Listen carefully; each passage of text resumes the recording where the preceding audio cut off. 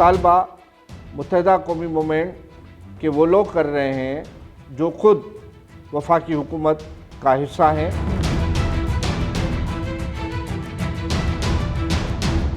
MQM इन सारे issues में रहती रही है। मैं एक तारीखी बात आपको बताऊं, कुछ क़ुव्वतें चाहती हैं कि लिसानियात की बुनियाद पे सिंध के अवाम की तकसीम हो।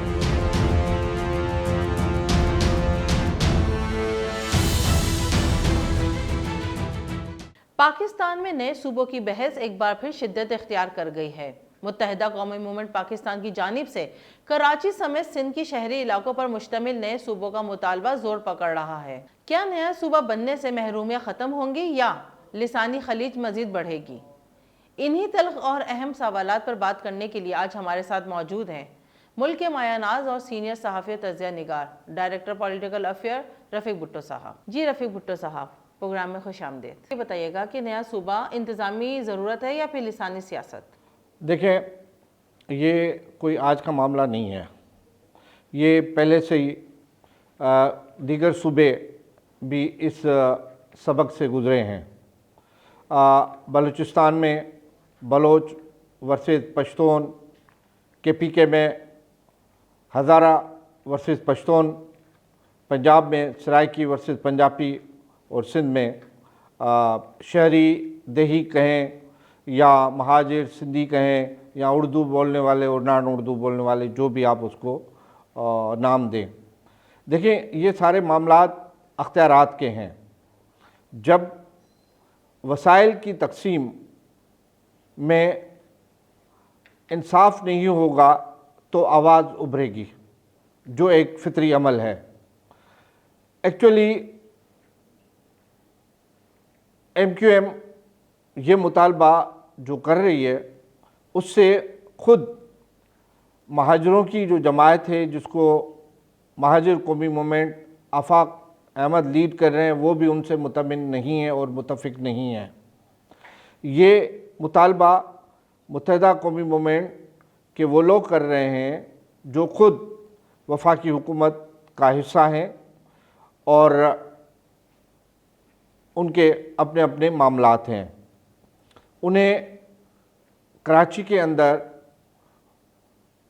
अपनी मकबूलियत चाहिए, सिंध के शहरों के अंदर, और वो उनका जो इलेक्टोरल कॉलेज है, उनकी जो कॉन्स्टिट्यूंसी है, उसमें जोश और जज्बा पैदा करना चाह रहे हैं और उनको एक इशू चाहिए जो कि उन्होंने एक नए सूबे या अख्तियारात की तकसीम के नाम पर दे रहे हैं, जिससे पीपल्स पार्टी या सिंध में की जो अक्सरियत है वो इख्तलाफ रखती है और इस मुतालबे से मुतफिक नहीं है। बात यह है कि पीपल्स पार्टी, जिसकी गुज़िश्ता 17-18 सालों से सिंध में हुकूमत है, ये एक फितरी अमल है कि जिस भी क़ुव्वत इक़्तिदार में होगी, जो भी क़ुव्वत इक़्तिदार में होगी, उसकी मुखालफतें और उसके रिएक्शंस और मामलात पैदा होते हैं, अख्तियारात के हवाले से या सियासी हवाले से। कानून ये कहता है कि NFC के बाद सूबाई मालियाती कमीशन सूबों में होना चाहिए, जो सिंध में है। फिर कानून आगे अख्तियारात की तकसीम के हवाले से ये कहता है कि ज़िले सतह पे उसकी तकसीम होनी चाहिए। फिर कराची की जो डायनामिक्स हैं उसमें इस वक्त उर्दू बोलने वाले या महाजिर, उनकी एदाद व शुमार आदमशुमारी के हिसाब से, सेंसस के हिसाब से, आबादी के हिसाब से क्या है।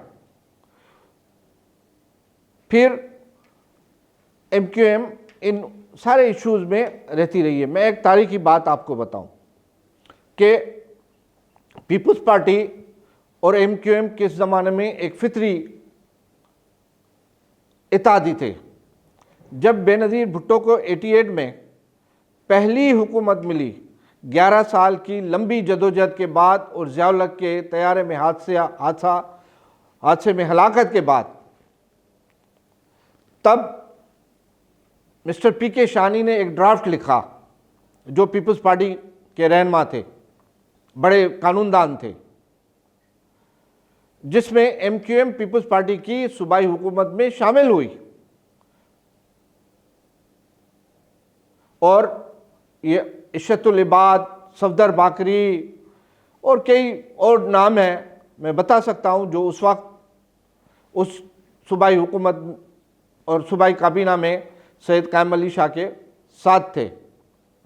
फिर हैदराबाद वाक़या हुआ किले वाला, उसके बाद फिर कायम अली शाह की हुकूमत चली गई और आफ्ताब मीरानी की हुकूमत आई, वो वज़ीर आला बने।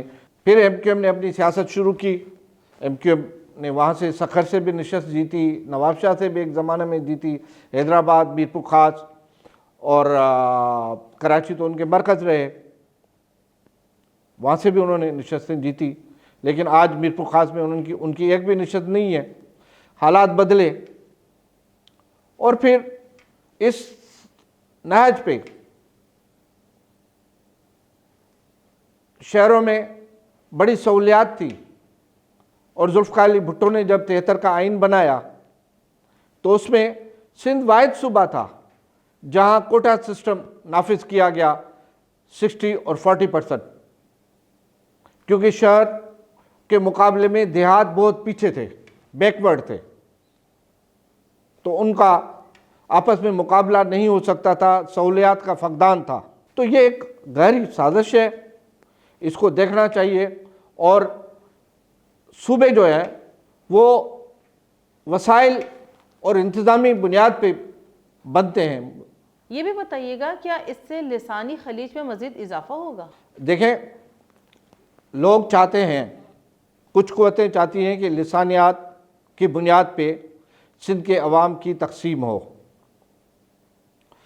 मैं एक चीज़ आपके सामने रखता हूँ, अगर कराची सूबा बन गया, फ़र्ज़ करें तकसीम हो गई, तो इस बात की क्या गारंटी है कि इक़्तिदार उन क़ुव्वतों को मिलेगा जो ये मुतालबा कर रही है सिंध की तकसीम का। कराची की डायनामिक्स, वोट पैटर्न, आबादी तब्दील हो चुकी है, इसकी कोई गारंटी नहीं है। इसलिए उनको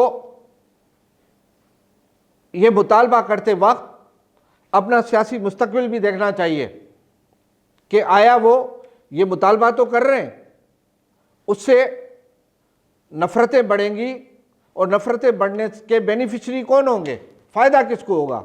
इक़्तिदार तो नहीं मिलेगा। गुज़श्ता 2 इलेक्शन के एदाद व शुमार आपके सामने हैं।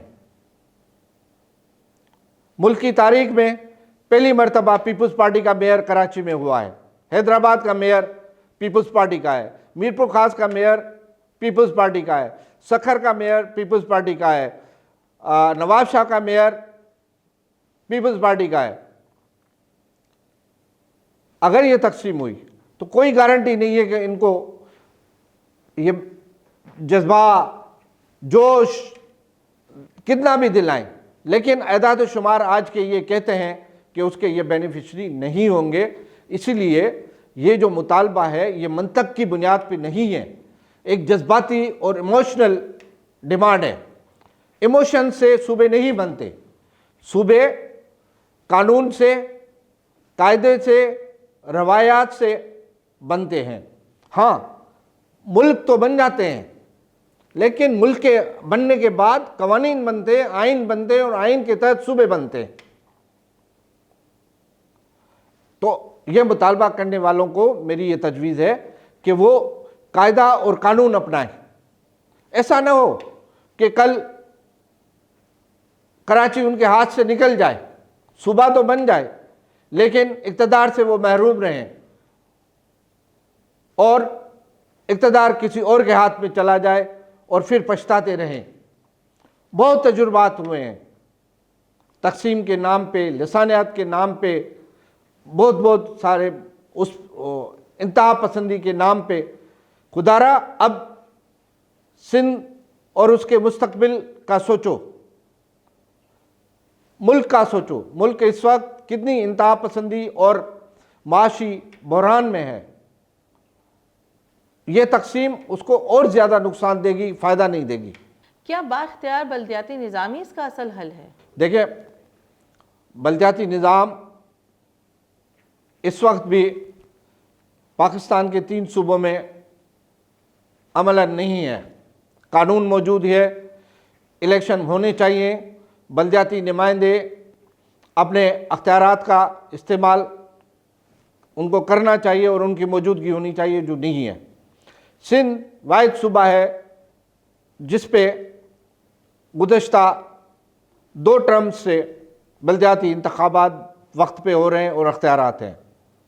मैं आज आपको एक कड़वा सच बता रहा हूँ कि सिंध में ये जो चेयरमैन, मेयर और काउंसलर्स हैं, ये सिंध के बजट का बहुत हिस्सा खा जाते हैं और उनकी बात पर कुछ भी नहीं है। एक यूनियन काउंसिल या यूनियन कमेटी को 10 लाख से 12 लाख रुपए मिलते हैं, लेकिन हिसाब किताब वो नहीं देते। टाउन कमेटियां 50 लाख 60 लाख उनका बजट है।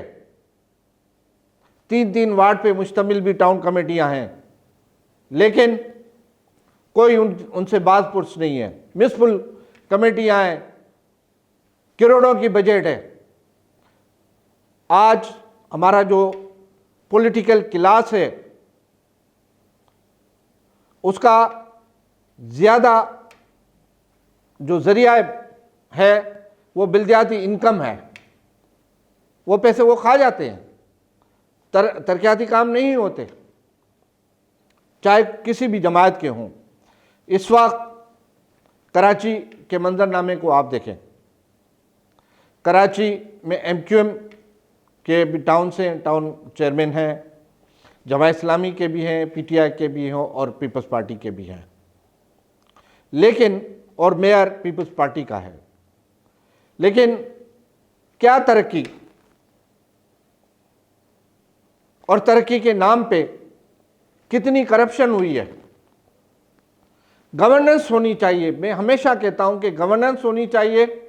आप बेड गवर्नेंस रखोगे, करप्शन होगी, बेकायदगियां होंगी तो लोग चीखेंगे, फिर इस तरह के मुतालबात आएंगे।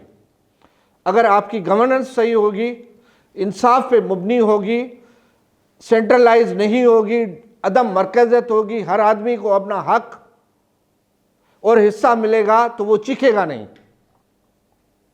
आप जब सेंट्रलाइज पावर करोगे, अख्तियारात की मरकज़ियत होगी, सारे वसाइल एक ग्रोह के पास होंगे, तो फिर तकसीम की बात होना कोई नाजायज़ मुतालबा नहीं होगा। फिर इस तरह के मुतालबे होते रहेंगे। इसीलिए अपनी गवर्नेंस को इंसाफ पे रखो। अच्छी गवर्नेंस, अच्छी हुक्मरानी होनी चाहिए, करप्शन से पाक, ताकि किसी पे दाग न लगे, किसी पे इल्ज़ाम न लगे, हर आदमी को अपना हक, इंसाफ और कानून कायदे के मुताबिक मिले। जी रफ़ीक भुट्टो साहब, बहुत बहुत शुक्रिया आपका। नाज़रीन, नए सूबों का मामला जितना इंतज़ामी है, इससे कहीं ज़्यादा जज्बाती और सियासी भी है। रफ़ीक भुट्टो साहब की गुफ्तगू से ये बात वाज़ा है कि जब तक वसाइल के मुनसिफाना तकसीम और निचली सतह तक इख्तियारात की मुंतकिली नहीं होगी, ऐसे मुतालबा सर उठाते रहेंगे। आज के प्रोग्राम में फ़िलहाल इतना ही। सबा खान को इजाज़त दीजिए। अल्लाह हाफ़िज़।